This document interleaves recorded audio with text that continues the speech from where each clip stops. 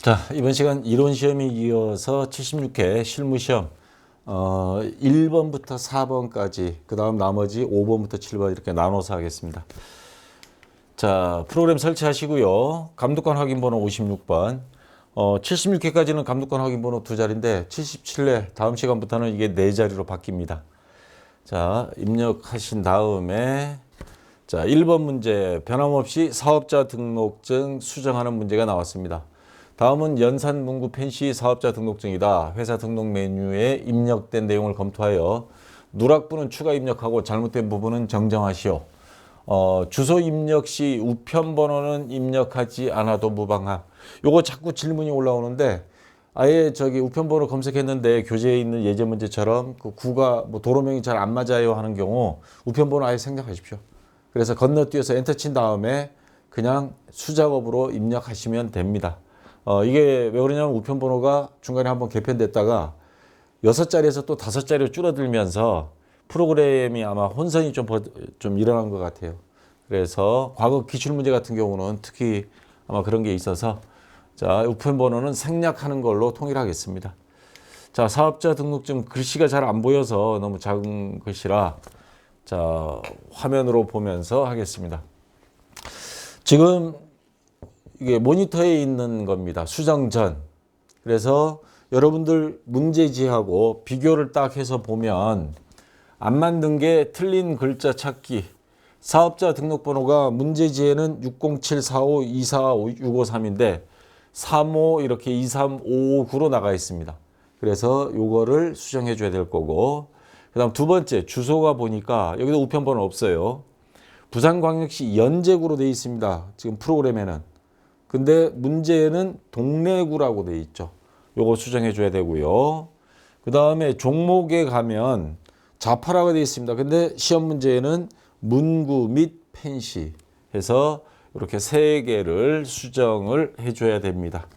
자, 수정을 하면 이런 식으로 사업자 등록번호 607-45-24653 그 다음에 주소는 사업장 주소는 부산광역시 동래구 안현로 64 요거 칸 띄우는 거 잊지 마시고요. 종목에 가서 문구 및 펜시 해서 입력해 주면 되겠습니다. 자, 2번 문제. 자, 다음은 연산 문구 펜시 전기분 재무상태표이다. 입력되어 있는 자료를 검토하여 오류 부분은 정정하고 누락된 부분은 추가 입력하시오. 6점입니다. 자, 그러면 문제를 하나씩 비교를 했더니 6점이니까 이제 3개 수정할 겁니다. 한 문제당 2점씩. 그래서 보면 수정 전 K랩 프로그램에 백데이터로 지금 시험 볼 때 실려 있는 거 보니까 111번 대손충당금, 받을럼 대손충당금이 155만 원으로 돼 있는데 문제에 보면 15만 5천 원입니다. 자, 동그라미 0을 하나 추가해 버린 거예요. 실수로. 그래서 요거를 수정해 줘야 되고요.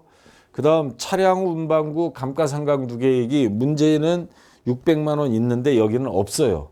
그러면 요거는 추가 입력해 줘야 되겠죠. 그 다음에 오른쪽에 미지급금 부채 및 자본에 가서 보니까 시험 문제지에는 1,700만 원인데 17만 원으로 아마 플러스 키를 하나 더 눌러야 되는데 안 누른 것 같아요. 그래서 요거 처리해 줘야 됩니다. 자, 3개를 수정하면 자, 수정 후 해서 받을럼 대손충당금 111번 자, 15만 5천 원으로 수정됐고요.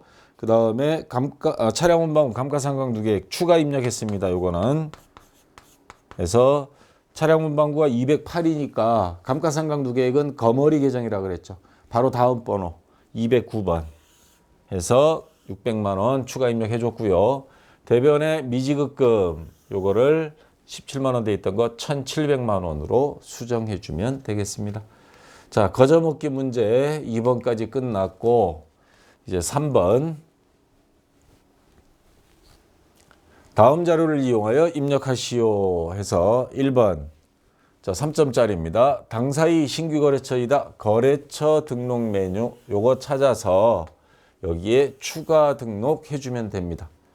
자, 그래서 거래처 등록 메뉴에서 제일 밑에 추가 등록은 제일 밑에 여기다가 입력을 해주면 되겠죠. 우선 코드번호 202 입력해주고 그 다음에 연재문구 자 요거 입력할 때 IA 오타 안 나도록 조심해야 됩니다. 어예입니다. 그 다음 엔터 치면 사업자 등록번호 여기 입력할 게 아니고 여기 입력할 건데 우선 여기 유형이 나타납니다. 동시냐 매입이냐 매출이냐 이렇게 뜨는데 자 여기 보시면 유형은 동시로 하라라고 표시가 되어 있습니다.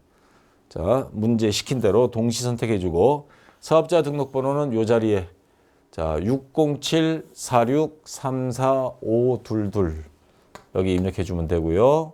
그 다음에 업태 도소매 종목 펜시 그 다음에 주소는 우편번호 입력하지 않아도 됨 하면 입력하지 마세요.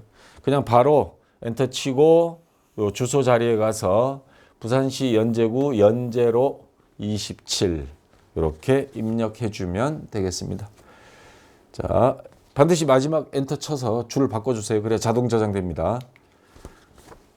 자 2번 문제 거래처별 초기 2월 자료가 나왔습니다. 거래처별 초기 2월이라고 하는 것은 전년도 채권 채무 금액이 틀린 것 수정하라는 소리입니다. 그래서 메뉴는 거래처별 초기 2월 메뉴 여기 들어가면 되고요. 수정 또는 추가 입력하시오 되어 있습니다. 외상 매출금, 외상 매입금, 지급어음, 선수금, 받을어음 해서 하나씩 비교해 들어가면 됩니다. 자, 우선 외상 매출금부터 다른 거는 이상이 없어요. 이상이 없는데 맨 마지막에 서동문구 550만 원이 자, 이 금액은 다 같아요. 같은데 여기 보시면 서동문구가 1,500만 원 되어 있습니다. 근데 시험 문제는 550만 원으로 잘못 입력됐다 이 말이죠. 그래서 요거를 시험 문제 550만 원으로 자 내려와서 자 1,500만 원을 550만 원으로 요것만 수정해 주면 되겠습니다. 자 하나 끝났고요.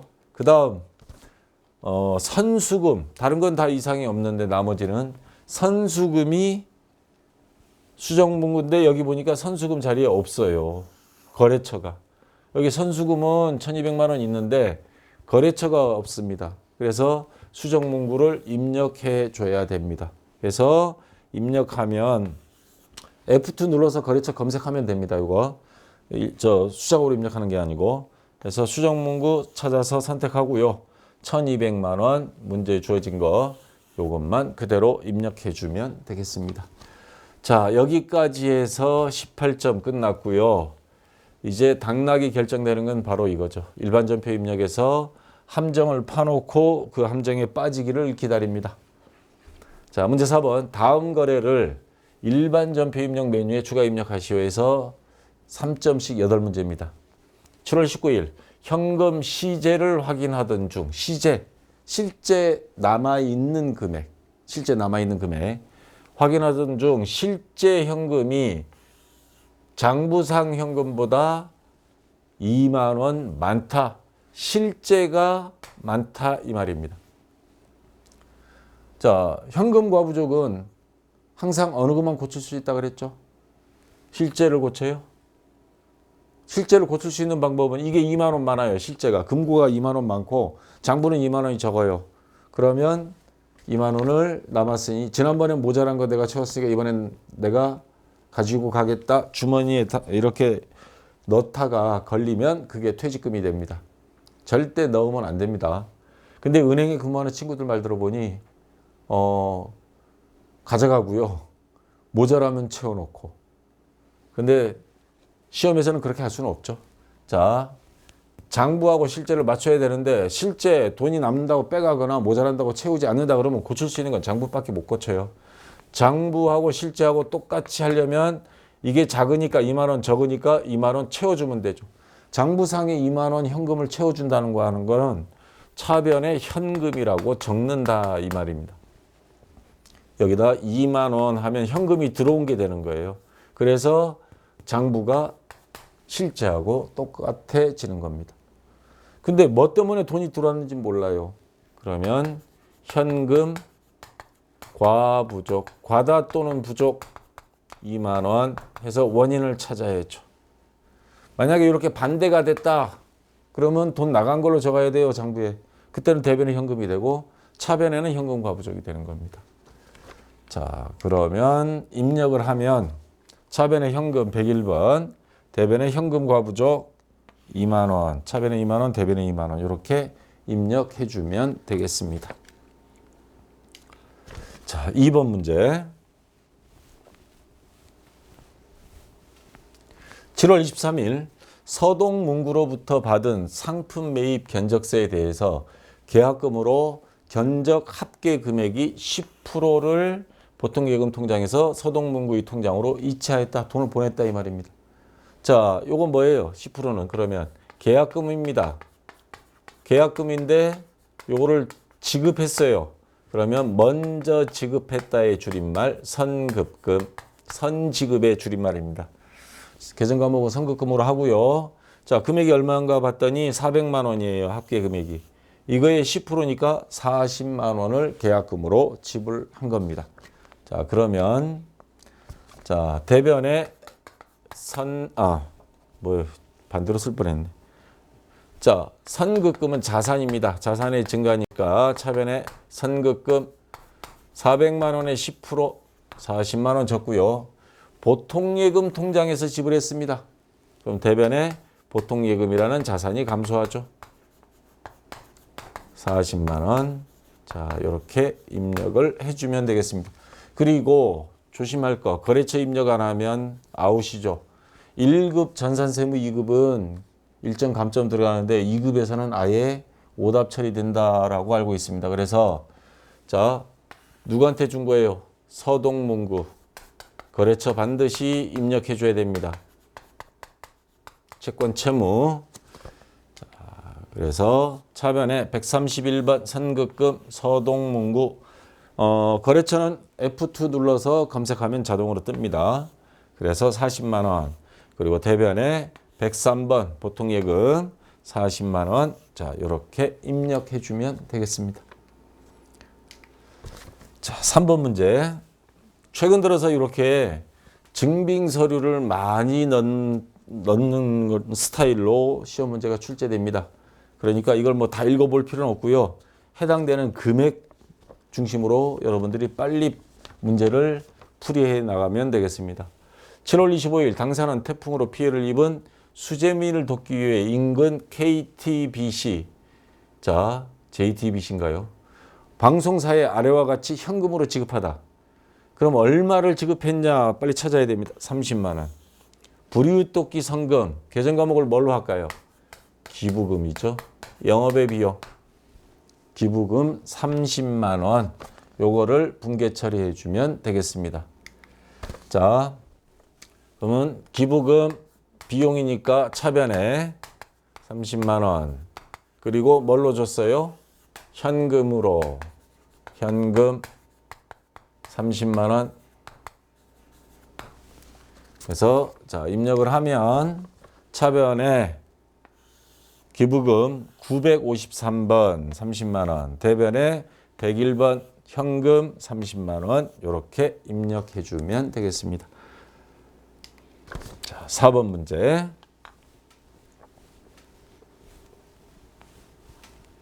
(8월 9일) 당사는 사업 확장과 판매 촉진에 관련되는 자문을 개인인 김창혜에게 받고 자문료 500만 원, 어우 비싸요. 500만 원 중 원천징수세액 16만 5천 원을 차감한 나머지 금액인 483만 5천 원을 보통예금 통장에서 이차에 지급하였다. 단 당사는 자문 수수료를 수수료 비용으로 회계 처리하기로 하다. 계정 과목 다 나왔습니다. 자, 자문료 요거 수수료 비용 처리 비용이 발생이니까 차변에 자, 수수료 비용 총 500만 원입니다. 근데 이 자문료 같은 거 나중에 전산세무 이과 하면 배울 건데 요거 기타 소득이라 그럽니다. 이거 일회성. 그래서 줄 때 지불하는 사람들이 반드시 원천징수. 당신이 소득이 있으니까 요거를 미리 떼서 내가 보관했다가 국세청에 납부를 하겠습니다. 해서 납부 당연히 의무적으로 해야 됩니다. 안 하면 오히려 과태료 물어요.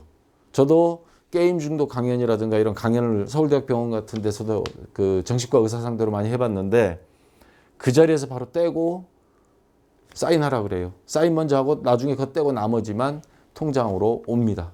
저는 받는 입장에서는 요 소득에 대해서 나중에 종합소득세 매년 5월 달에 요거 신고하고요. 자, 소득이 있으면 세금이 있습니다. 우리나라.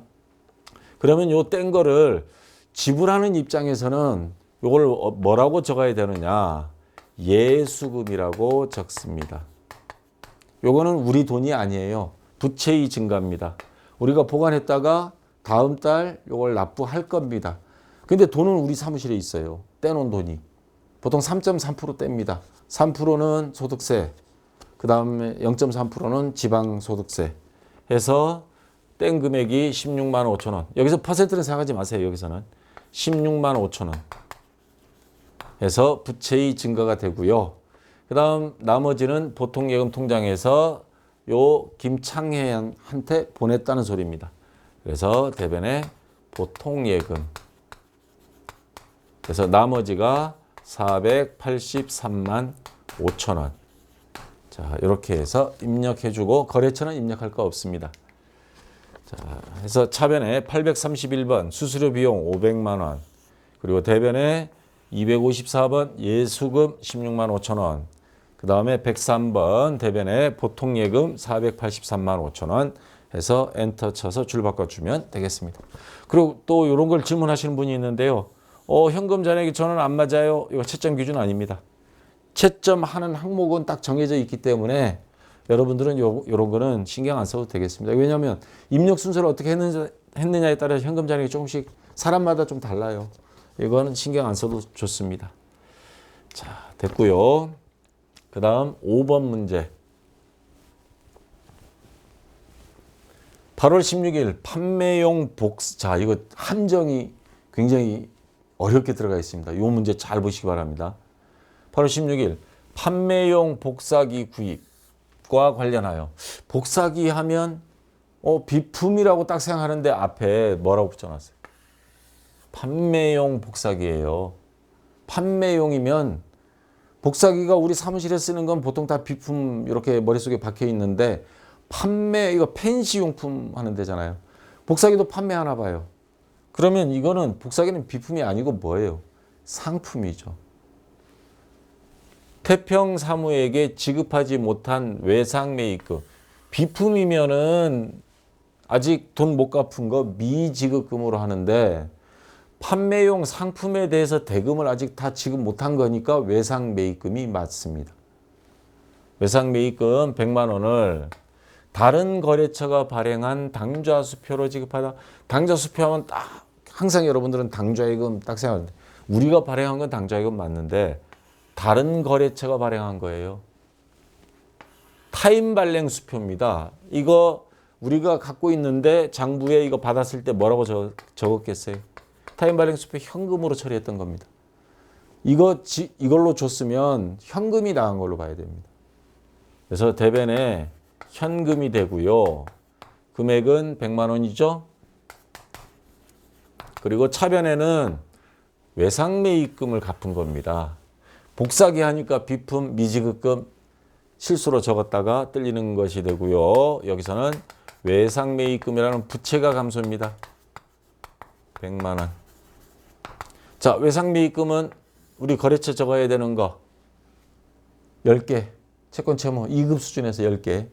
뭐예요? 차입금, 대여금, 그 다음에 외상매입금, 외상매출금, 선수금, 선급금 이런 것들 있죠. 받을럼, 지급엄. 자, 거래처 어디예요? 태평사무.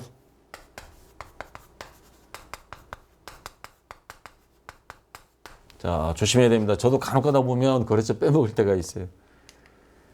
자, 251번 차변에 외상매입금 거래처 태평사무 100만 원. 대변에 현금 태평사무. 태평사무란다. 100만 원. 자, 이렇게 하고요. 이런 경우 출금 전표를 해도 되나요? 해도 됩니다. 근데 대체 전표, 출금 전표 자꾸 헷갈려 가지고 질문 많이 하시는데 아예 대체점표를 해버리십시오. 이거 채점 기준에 안 들어갑니다. 그러니까 안전빵으로 습관대로 하는 게 좋습니다. 자, 대변에 현금 100만 원 이렇게 하면 되겠습니다. 자, 그 다음 6번 문제. 8월 29일 판매 매장에서 일하는 판매 직원들과 식사를 하고 계정금은 뭘로 해야 될까요? 직원들한테 해준 거는 복리후생비입니다.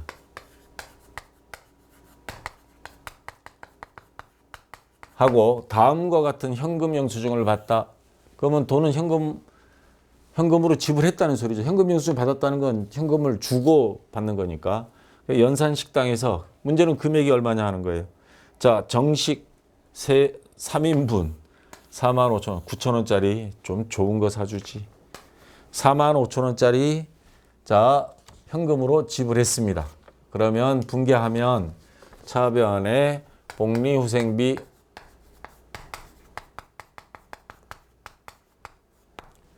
자 얼마예요? 아까 여러분들 복리후생비 네, 현금 영수증 45,000원. 자, 대변에 현금입니다. 현금 영수증 받았으니까 45,000원 현금으로 지급했다 이 말이죠. 근데 여기서 조심해야 될 거 복리후생비를 여러분들이 검색을 하다 보면 막 여러 개가 뜰 때가 있어요. 500번대도 있고 자, 지금 판매 매장에서 하는 거 800번대를 선택해야 됩니다. 이거 조심하고요. 뭐 여기 2급에서는 보통 복리후생비 하면 보통 하나만 뜨긴 합니다. 자, 811번입니다. 복리후생비 차변에 45,000원, 대변에 현금. 그럼 아까 어떤 때 그러면 다른 걸 선택하나요? 이런 질문이 나올 수 있는데 공장 직원한테 했을 때 그럴 때는 811번이 아니고 511번 복리후생비라고 따로 있어요.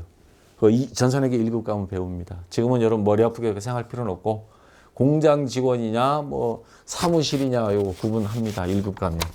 자, 이런 식으로 해서 입력을 해주면 되겠습니다. 7번 문제. 11월 14일 상품 30만 원을 매입하고 대금은 당좌 수표를 발행하여 지급하였다. 자, 근데 간단한 것 같은데 또 이제 함정을 만들었습니다. 당좌예금 잔액이 10만 원이에요. 근데 30만 원어치 상품을 매입했습니다. 그럼 일단 차변에 상품 먼저 적어볼게요. 상품 30만 원. 자, 이런 밑에 이런 단서 조항이 없으면 대변에 당좌예금 30만 원 적으면 그냥 끝나요. 근데 문제는 당좌예금 잔액이 10만 원밖에 없어요. 이럴 때 수표를 발행하면 부도수표가 됩니다. 경찰에 고발당할 수도 있어요. 상습범은. 근데 국민은행과의 당좌 차월 계약 한도액 50만 원이 있다고 돼 있습니다. 그럼 뭐예요? 마이너스 통장을 말하는 거예요. 여러분 마이너스 통장은 돈이 없어도 직불 카드로 돈 뽑아 쓰잖아요. 일종의 차입금입니다. 나중에 여유 있을 때 갚으면 되니까. 단기 차입금이라고 적기도 하지만 자, 원칙대로 우리가 이론에서 배운 대로 이럴 때 빌려 쓰는 돈을 뭐라 그러냐? 자, 일단 당좌예금부터. 잔액 요건 일단 다 써요. 장부에는 2개로 따로따로 적어야 됩니다. 그 다음에 마이너스 통장 쓴 거. 자, 당좌 차월이라 그럽니다. 초과해서 월 차입해서 빌려 쓴다 이 말입니다. 자, 나머지가 얼마예요? 30에서 10만 원 빼면 마이너스 20만 원으로 통장에 기록이 되겠죠. 그리고 당좌 차월 자, 요거는 거래처는 뭐 입력 안 해도 좋습니다. 왜냐하면 딱 거래처가 정해져 있는 거기 때문에 국민은행. 자, 뭐 굳이 따로 안 해도 좋습니다. 물론 여기 단기 차입금 적게 되면 거래처는 적어야 되겠지만 그것도 뭐 마찬가지니까. 자, 당좌 차월로 해버리세요.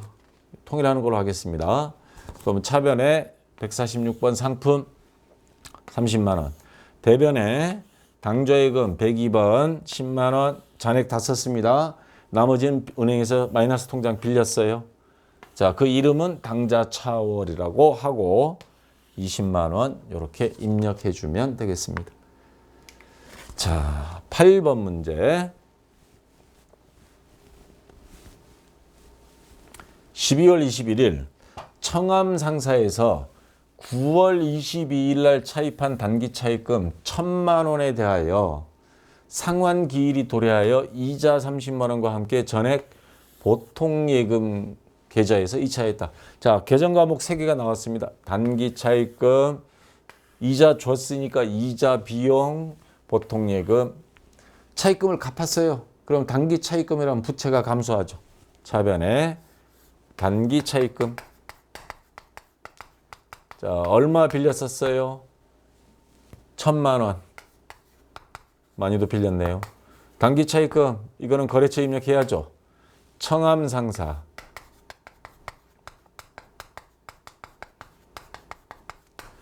그리고 이자도 갚았습니다. 이자 비용, 비용이 발생하니까 차변에 기록해야죠. 이자 비용 30만 원. 자, 전부 다 뭘로 갚았냐면 보통예금 계좌에서 이체했습니다. 그래서 대변에 자 103번입니다. 보통예금 1,030만 원. 자, 이렇게 해서 입력을 해주면 되겠습니다. 자, 차변에 단기 차입금 거래처 청암 상사 1,000만 원. 그리고 951번 이자 비용 30만 원. 그리고 대변에 자 103번 보통예금 1,030만 원 이렇게 입력을 해주면 되겠습니다. 자, 그렇게 아까 함정 판원 문제 한두 문제 빼놓고는 난이도 전체적으로 난이도가 좀 쉬웠습니다. 그래서 아마 합격률이 왜냐하면 일반전 피임력에서 거의 다 떨어지거든요. 그래서 요 4번 문제가 좀 쉽게 나와서 그래서 합격률이 높았던 것 같습니다. 자, 수고했고요. 좀 쉬었다가 다음 시간에 문제 5, 6, 7번 제가 자세히 설명하도록 하겠습니다. 자, 수고했습니다.